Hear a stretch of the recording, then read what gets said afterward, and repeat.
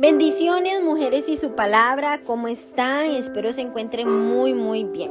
Un gusto saludarlas, soy Ariani Sojo y hoy continuamos leyendo el libro de Job, capítulo 4, capítulo 5 y capítulo 6. Vamos a orar para que Dios tome el control de este tiempo. Padre Celestial, te damos gracias por la oportunidad que nos das de poder disfrutar tu palabra. Gracias porque nos permites acercarnos a ti en este momento y poder ser transformadas a través de tu poderosa palabra. Te pedimos, Señor, que tomes el control de este tiempo, que nos hables, que nos ministres, que nos llenes, que toques las fibras de nuestra vida, para que no seamos las mismas mujeres después de leer tu palabra. Te lo pedimos en el nombre de Jesús. Amén y amén. Vamos a comenzar con el capítulo 4, que tiene como título Elifaz reprende a Job. Entonces respondió Elifaz temanita y dijo: si probáremos a hablarte, te será molesto. Pero, ¿quién podrá detener las palabras? He aquí, tú enseñabas a muchos y fortalecías las manos débiles. Al que tropezaba, enderezaban tus palabras y esforzaba las rodillas que decaían. Mas ahora que el mal ha venido sobre ti, te desalientas, y cuando ha llegado hasta ti, te turbas. ¿No es tu temor a Dios tu confianza? ¿No es tu esperanza la integridad de tus caminos? Recapacita ahora, qué inocente se ha perdido, y en dónde han sido destruidas los rectos. Como yo he visto lo que harán iniquidad y siempre injuria la ciegan. Perecen por el aliento de Dios y por el soplo de su ira son consumidos. Los rugidos del león y los bramidos del rugiente y los dientes de los leoncillos son quebrantados. El león viejo perece por falta de presa, y los hijos de la leona se dispersan. El asunto también me era a mí oculto, mas mi oído ha percibido algo de ello, en imaginaciones de visiones nocturnas. Cuando el sueño cae sobre los hombres, me sobrevino un espanto y un temblor que estremeció todos mis huesos, y al pasar un espíritu por delante de mí hizo que se erizara el pelo de mi cuerpo. Páronse delante de mis ojos un fantasma, cuyo rostro no reconocí, y quedó ahí Oí que decía: ¿será el hombre más justo que Dios? ¿Será el varón más limpio que el que lo hizo? He aquí en sus siervos no confía, y noto necedad en sus ángeles, cuanto más en los que habitan en casas de barro, cuyos cimientos están en el polvo, y que serán quebrantados por la polilla.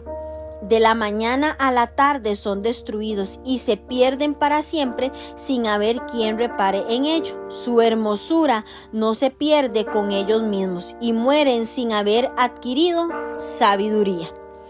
Amén. Bueno, un capítulo corto, pero que nos habla muchísimo. Vemos cómo este capítulo da inicio a 3 ciclos de diálogo entre Job y sus amigos. Cada uno habla y Job responde. El primer ciclo brinda a cada uno la oportunidad de expresar su opinión. Aunque equivocados en su diagnóstico, todos presionan a Job para que busque a Dios a fin de recuperar la prosperidad. Sobre la verdad contenida en sus discursos, vamos a ir viéndolo más adelante. Esta posición de Elifaz se basa en la suposición de que todos cometemos errores. Defiende firmemente el principio de la retribución por la culpa y hace notar que Dios siempre libra compasivamente a sus hijos e hijas de la pena. Por tanto, Job es reprobado y cosecha los frutos de sus propias culpas. Sin embargo, Elifaz está equivocado en sus conclusiones. Elifaz también afirma que le había sido dado conocimiento secreto por una revelación especial de Dios y que había aprendido mucho de su experiencia personal. Argumentó que el sufrimiento era un resultado directo del pecado, que si tan solo Job confesara el suyo, su sufrimiento terminaría. Elifaz veía el sufrimiento como un castigo de Dios que debe ser bien recibido para poder conducir a una persona de regreso a Dios. En algunos casos, por supuesto, esto puede ser cierto, pero no era así con Job. Aun cuando Elifaz hizo muchos comentarios buenos y acertados, hizo 3 conjeturas equivocadas. Número 1, que una persona buena e inocente nunca sufre. Eso es totalmente erróneo. Número 2, aquellos que sufren están siendo castigados por sus pecados pasados. Totalmente un error. Y el tercer error que él dice es que debido a que estaba sufriendo, Job habría hecho algo malo ante los ojos de Dios, lo cual no era así.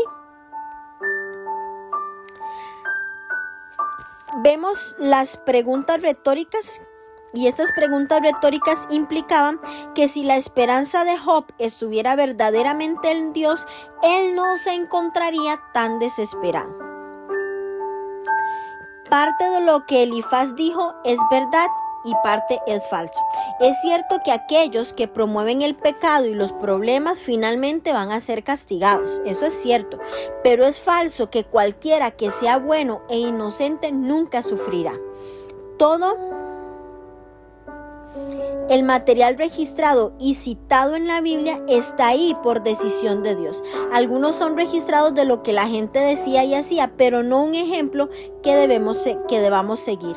Los pecados, las derrotas, los pensamientos malos y las ideas equivocadas acerca de Dios son todos parte de la divinamente inspirada palabra de Dios, pero eso no significa que debamos seguir esos ejemplos equivocados solo porque están en la Biblia. La Biblia nos da la enseñanza y ejemplo de lo que debemos hacer, así de lo que debemos no hacer. Los comentarios de Elifaz son un ejemplo de lo que debemos tratar de evitar: la tendencia a hacer falsas conjeturas acerca de otros, basados en nuestras propias experiencias. ¿Cuántas veces hemos pensado, quién sabe qué hizo aquella persona para merecer lo que está sucediendo? ¿Cuántas veces hemos pensado que una persona está en un proceso porque algún pecado oculto tiene? No podemos llegar a conjeturas falsas acerca de otros basados en nuestras propias experiencias, como lo estaba haciendo Elifaz. Vemos cómo hay frases proverbiales que expresan la idea de que incluso a un león feroz le llega su día. Por lo tanto, aunque Job fuera un león fuerte, poderoso e intimidante, recibiría finalmente su merecido.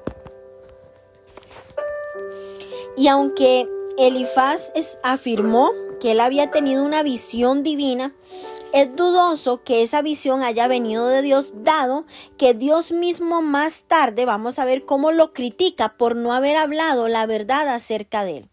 Cualquiera que fuere la fuente de la visión, que esta la leímos ahora en el versículo 17, no venía de parte de Dios. Vean qué cuidado tenemos que tener cuando alguien dice: es que tuve una visión de Dios, es que Dios me habló, es que Dios me dijo.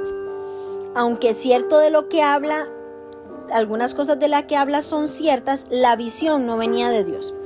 Él dice una afirmación que un simple humano no puede compararse con Dios ni debe tratar de cuestionar sus acciones y motivos. Eso es cierto. Sin embargo, Elifaz tomó este pensamiento y lo explica más tarde exponiendo sus propias opiniones. Su conclusión muestra una comprensión limitada del sufrimiento de Job, y es muy fácil para los maestros, consejeros, amigos bien intencionados muchas veces comenzar con una porción de la verdad de Dios y luego irse por la tangente. Mujeres, no limitemos a Dios con nuestras perspectivas, con nuestra comprensión finita de la vida. No lo limitemos. En la antigüedad, y en algunas culturas no occidentales, las personas confiaban mucho en los sueños y en las visiones y esperaban poder discernir a través de ellas los mensajes de Dios. Elifaz afirmó haber escuchado en su visión una voz que preguntaba si el hombre podía ser más justo que Dios. Por supuesto, como se los dije, la respuesta implícita era no. En el texto hebreo la oración comienza a mí. Literalmente el original dice a mí una palabra. Fue muy traída. Me era a mí en secreto. La forma en que Elifaz aplica el mensaje directamente a Job en lugar de a sí mismo lo hace sospechoso, porque no era para que lo comparara como experiencia personal a él. Recordemos que el ser humano, en toda su fragilidad, limitación e imperfección, necesita de Dios, necesita de Él. Y muchas veces cometemos errores, pero en este caso no era la razón por la que estaba sufriendo Job. Vemos que el versículo 18 dice: he aquí en sus siervos no confía y notó necedad en sus ángeles. Y es que recuerde que Elifaz era el que estaba hablando, no Dios. Así que debemos tener cuidado de no construir nuestro propio conocimiento del mundo espiritual sobre las opiniones de Elifaz, porque aquí podríamos pensar que los ángeles cometen errores, pero era Elifaz, un ser humano hablando. Además, la palabra traducida necedad tiene un significado incierto. Podemos salvar la credibilidad de Elifaz también al decir que se refería a los ángeles caídos. Sin embargo, este pasaje no intenta enseñar nada acerca de ellos. Lo que Elifaz estaba diciendo era que los seres humanos pecadores estaban muy por debajo de Dios y de los ángeles, y tenía razón acerca de la grandeza de Dios, pero no entendía acerca de los propósitos de Dios respecto al sufrimiento, que era lo que le estaba pasando en este caso a nuestro gran amigo Job. Vemos cómo, abrumado por el sufrimiento, Job va a dar una respuesta, y es la que vamos a leer ahora. El capítulo 5 dice: ahora pues da voces, habrá quien te responda, y a cuál de los santos te volverás. Es cierto que al necio lo mata la ira, y al codicioso lo consume la envidia. Yo he visto al necio que echaba raíces, y él mismo ora, y en la misma hora maldice su habitación. Sus hijos estarán lejos de la seguridad, en la puerta serán quebrantados y no habrá quien los libre. Su mies comerán los hambrientos y la sacarán de entre los espinos, y los sedientos beberán su hacienda, porque la aflicción no sale del polvo, ni la molestia brota de la tierra. Pero como las chispas se levantan para volar por el aire, asimismo, así el hombre nace para la aflicción. Ciertamente yo buscaría a Dios y encontraría y encomendaría a Él mi causa, el cual hace cosas grandes e inescrutables y maravillosas sin número, que da la lluvia sobre la tierra y envía las aguas sobre los campos, que pone a los humildes en altura y a los enlutados levanta su seguridad, que frustra los pensamientos de los astutos para que sus manos no hagan nada, que prende a los sabios en la astucia de ellos y frustra los designios de los perversos.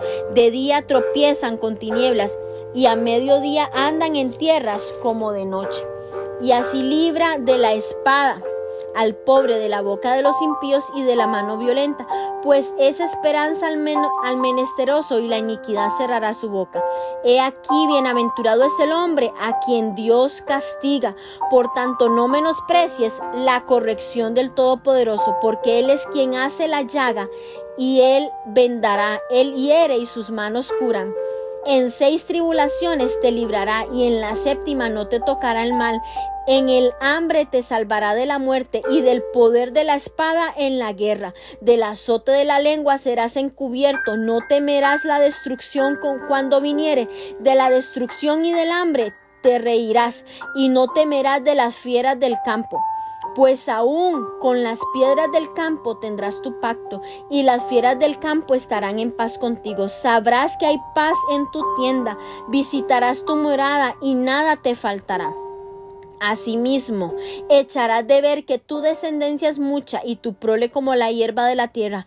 Vendrás en la vejez a la sepultura como la gavilla de trigo que se recoge a su tiempo.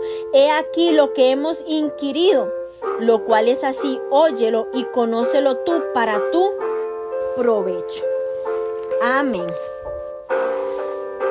Vemos en el capítulo 5 que Elifaz le aconsejó a Job que apelara a Dios y se arrepintiera de su pecado, afirmándole sin rodeos que no podía depender de ningún ángel ni ser divino para que interviniese a su favor.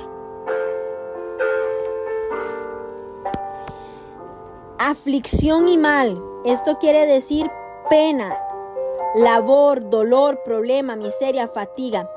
Este sustantivo es usado 56 veces en el Antiguo Testamento. Su raíz es el verbo amal, que significa laborar o afanarse hasta quedar exhausto. El verbo se usa también en el Salmo 127:1, el cual alude al agotamiento de los obreros que están tratando de construir la casa de Dios sin su cooperación. Cuando José finalmente obtuvo la felicidad luego de sufrir la traición familiar, una infeliz esclavitud y un injusto aprisionamiento, dijo: Dios me hizo olvidar todo mi trabajo y toda la casa de mi padre. Vemos cómo los 3 amigos de Job cometieron el error de suponer que Job había cometido un gran pecado y que ese era la causa de su sufrimiento. Ni ellos ni Job sabían acerca de la conversación de Satanás con Dios. Es inherente a la naturaleza humana el culpar a la gente por sus propios problemas, pero la historia de Job deja muy claro que no siempre la culpa está asociada con quienes son atribulados por los problemas. Elifaz describió desde el versículo 9 hasta el versículo 26, él describió con elocuencia y precisión el carácter de Dios, pero de manera inapropiada. Sugirió que Job necesitaba reconocer y aceptar la corrección, que en hebreo es musar, M-U-S-A-R, amonestación, disciplina, especialmente aplicada por los padres a sus hijos. En favor de Elifaz, cabe rescatar que habló con una cosmovisión sumamente teísta y reconoció que Dios, en definitiva, controla todo lo que sucede. Él hace la llaga y Él la vendará, dice el versículo 18. Sin embargo, tenemos que ver cómo él consideraba de manera errónea que los caminos de Dios están claramente definidos y son predecibles. A diferencia del lector que conoce la razón de las calamidades de Job, Elifaz no sabía de la conversación entre Yahvé y Satanás que tuvieron en el capítulo 1 y capítulo 2. Su teología no comprendía la libertad de Dios para ir más allá de la ley de la retribución. Es decir, recompensar y proteger sistemáticamente a los obedientes en tanto que cierra la boca de la iniquidad. Y es que la descripción de Elifaz de los beneficios de estar bajo el cuidado y la tutela de Dios contiene mucha verdad. Pero el versículo 26, por ejemplo, se cumplió en la vida de Job cuando Dios le restauró su riqueza y sus hijos después de la prueba. Pero la exhortación de Elifaz a Job no era adecuada en ese momento. En este caso, Dios no había protegido de todo mal a un hombre justo, sino por el contrario, había permitido que Satanás le causara daños y sufrimiento incomprensibles, pero no como castigo. Dios no lo estaba castigando. No era un castigo lo que Dios estaba haciendo con Job, sino que él había permitido que Satanás le causara daños y sufrimientos incomprensibles para demostrar que Satanás estaba equivocado, como lo leímos en el capítulo 2, en los versículos del 3 al 6. Dios quería demostrar lo que había realmente en el corazón de Job. Entonces, en este capítulo 5 vemos que el punto de vista de disciplina de Elifaz era totalmente equivocado. Ahora sí, en este capítulo 6 vamos a ver la respuesta de Job. Job reprocha la actitud de sus amigos, dice el capítulo 6. Respondió entonces Job y dijo: oh, que pesasen justamente mi queja y mi tormento, y se alzasen igualmente en balanza, porque pesarían más ahora que la arena del mar. Por eso mis palabras han sido precipitadas, porque las saetas del Todopoderoso están en mí, cuyo veneno bebe mi espíritu, y terrores de Dios me combaten. ¿Acaso gime el asno montes junto a la hierba? ¿Muge el buey junto a su pasto? ¿Se comerá lo desabrido sin sal? ¿Habrá gusto en la clara de huevo? Las cosas que mi alma no quería tocar son ahora mi alimento. ¿Quién me diera que viniese mi petición y me otorgase Dios lo que anhelo? Y que agradara a Dios quebrantarme, que solo soltara su mano y acabara conmigo. Sería aún mi consuelo si me asaltase con dolor sin dar más tregua. Que yo no he escondido la palabra del Santo. ¿Cuál es mi fuerza para esperar aún? ¿Y cuál mi fin para que tenga aún paciencia? ¿En mi fuerza la de las piedras o es mi carne de bronce? ¿No es así que ni aún a mí mismo puedo valer y que todo auxilio me ha faltado? El atribulado es consolado por su compañero, aun aquel que abandona el temor del Omnipotente. Pero mis hermanos me traicionaron como un torrente, pasan como corrientes impetuosas, que están escondidas por la helada y encubiertas por la nieve, que el tiempo del calor son deshechas y al calentarse desaparecen de su lugar, se apartan de la senda de su rumbo, van menguando y se pierden. Miraron los caminantes de Temán, los caminantes de Saba esperaron en ellas, pero fueron avergonzados por su esperanza, porque vinieron hasta ellas y se hallaron confusos. Ahora, ciertamente como ellas sois vosotros, pues habéis visto el tormento y teméis. Os he dicho yo: traedme y pagad por mí de vuestra hacienda, libradme de la mano del opresor y redimidme el poder de los violentos. Enseñadme y yo callaré, hacedme entender en qué he errado, cuando eficaces son las palabras rectas. Pero, ¿qué reprende censura vuestra? ¿Pensáis censurar palabras? ¿Y los discursos de un desesperado que son como el viento? También os arrojáis sobre el huérfano y caváis un hoyo para vuestro amigo. Ahora pues, si queréis, miradme y ved si digo mentira delante de vosotros. Volved ahora y no haya iniquidad. Volved aún a considerar mi justicia en esto. ¿Hay iniquidad en mi lengua?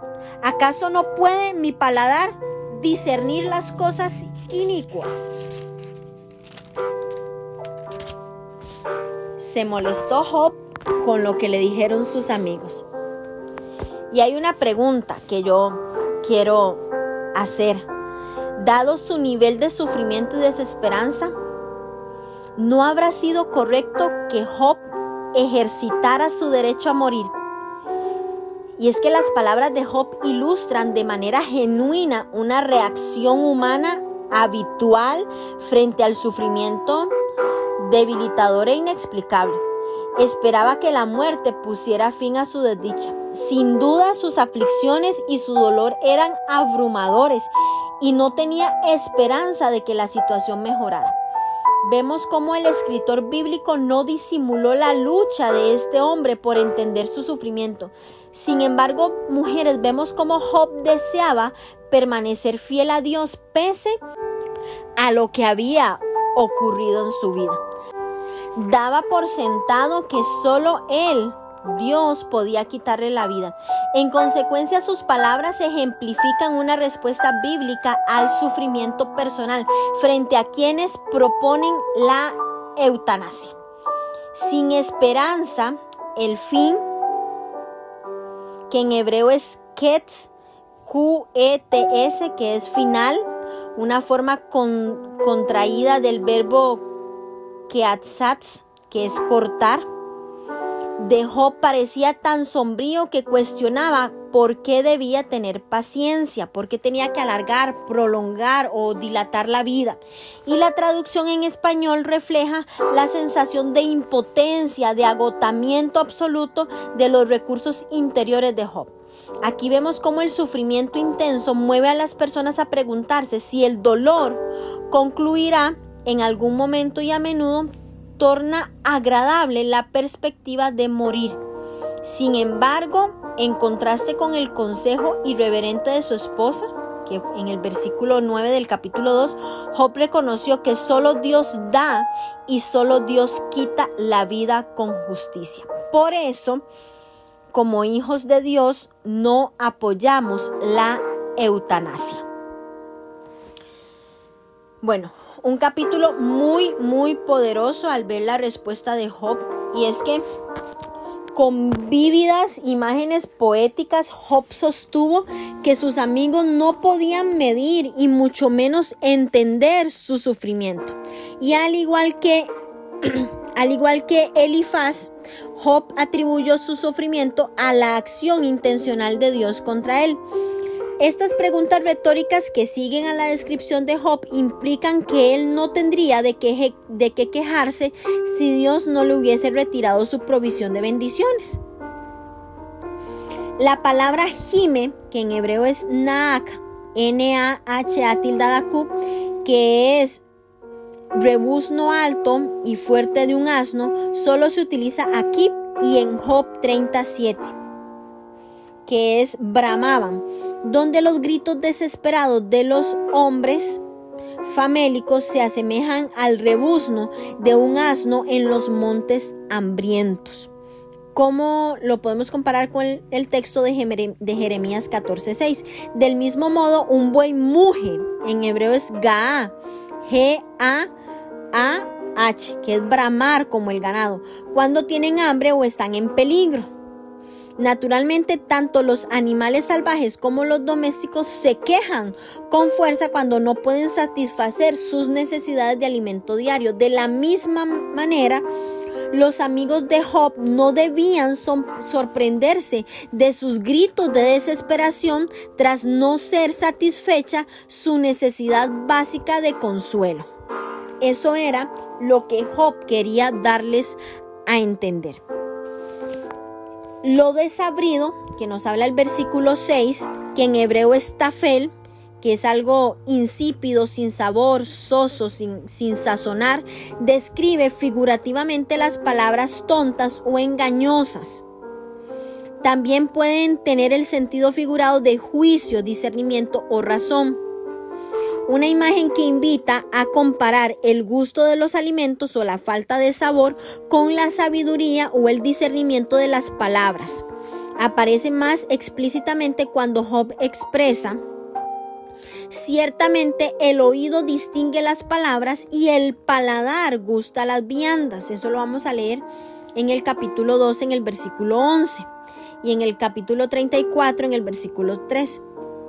Los traductores entendieron la segunda pregunta de este versículo 6 de forma de: ¿hay también goce en palabras vanas? Hablando metafóricamente tal vez sobre las palabras insípidas sin discernimiento de un amigo. Job rechazó lo que le habían puesto delante al considerar que no era apto para su consumo. Y es que hay palabras, mujeres, que no son aptas para que nosotras las consumamos. Hay palabras que nosotras no tenemos que dejar entrar a nuestra vida, porque muchas veces alguien llega y nos dice algo y usted abraza esa palabra, la interioriza, la mastica, la come, la digiere y la penetra en su cuerpo y se convierte parte de su estilo de vida. Y esas palabras muchas veces no son las palabras que Dios tiene para su vida. Por eso tenemos que aprender a pesar cuáles son las palabras que debemos dejar entrar a nuestra vida. En este caso, Job rechazó totalmente las palabras vanas, las palabras insípidas, sin discernimiento de su amigo. Él consideró que no era apto para que él las consumiera, para que entraran a su vida. Y nosotras tenemos que discernir cuáles son las palabras que debemos dejar entrar a nuestra vida, porque aunque sean muy amigos nuestros, aunque sean personas que han estado con nosotros todo el tiempo, aunque en algún momento nos dieron un buen consejo, puede que en ese momento la persona esté hablando neciamente, esté siendo usada por el enemigo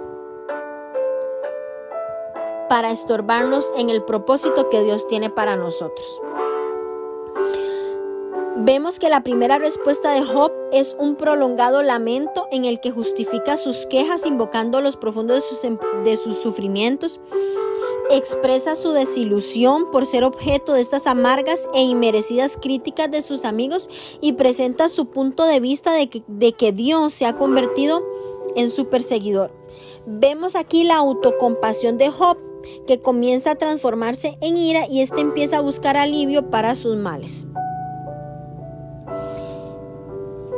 Job realmente dice que el consejo de Elifaz era como comer la insípida clara de huevo. Y es que muchas veces cuando atravesamos por pruebas duras, un consejo imprudente o un consejo desabrido o palabras que no nos van a aportar, no debemos dejarlas entrar a nuestra vida. Tal vez por cortesía usted las escuchará, pero en el interior no las debe recibir. Y también, mujeres, pensemos antes de dar un consejo al que está sufriendo. Más que un consejo, necesitan nuestra compasión, necesitan nuestro acompañamiento.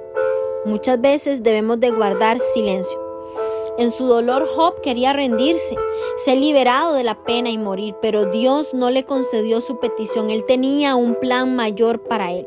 Nuestra tendencia es como la de Job. Nosotras queremos rendirnos, nosotras queremos escapar cuando las cosas se tornan difíciles.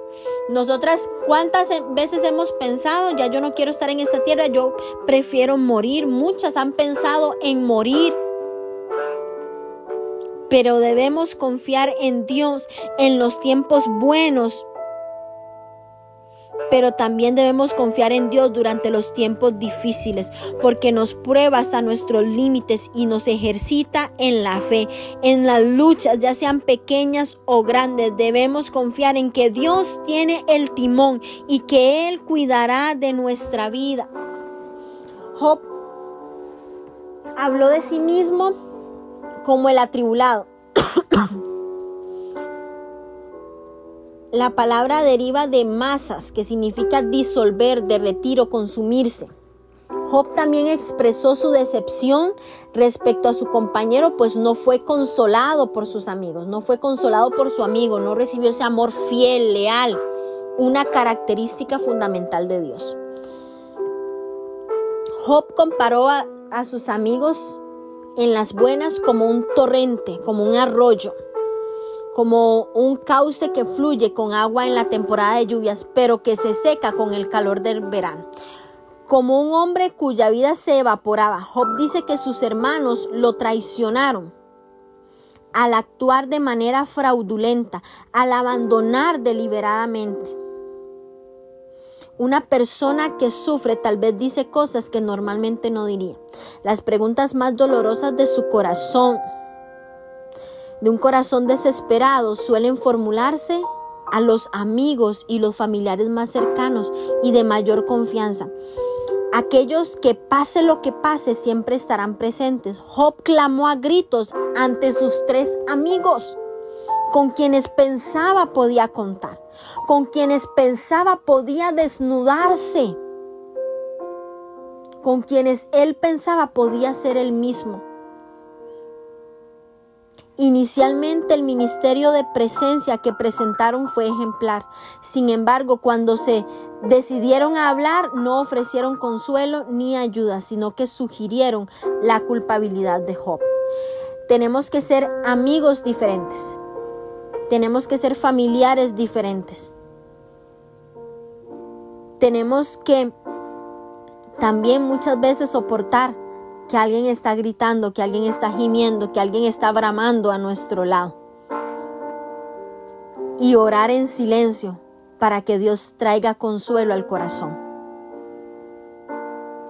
Temán, Taima en la actualidad, ciudad y oasis en el noreste de la península arábica, unos 400 kilómetros al sureste de Aqaba, se encontraba en la principal ruta comercial de Saba, Yemen, a Damasco. Job se sentía como aquellos que atravesaban el desierto de Arabia, quienes, tras esperar encontrar fuentes de agua previamente fiables y vitales para el viaje, quedaban avergonzados, fracasaban en la esperanza.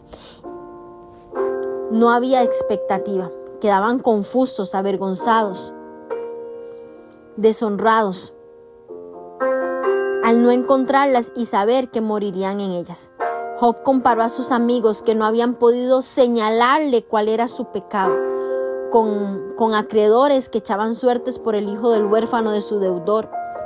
A ellos les preocupaba más brindar una explicación racional de la situación de Job que satisfacer las necesidades personales de su amigo. Y aquí hay una gran enseñanza. Muchas veces nosotras no tenemos que buscar la respuesta o la explicación a la situación que estamos viviendo o que nuestro amigo o que nuestro familiar está viviendo. No le busquemos la explicación. Busquemos cómo ayudar, cómo consolar, cómo satisfacer la necesidad personal que en ese momento esa persona necesita. Y de esa forma podremos marcar una diferencia en la vida de esa persona. 3 capítulos que nos enseñan mucho sobre la amistad, sobre las relaciones, que nos enseñan muchísimo sobre el guardar silencio, sobre el discernir. Y yo creo que son cosas muy importantes que a veces como mujeres nos cuesta. Y es una muy buena enseñanza.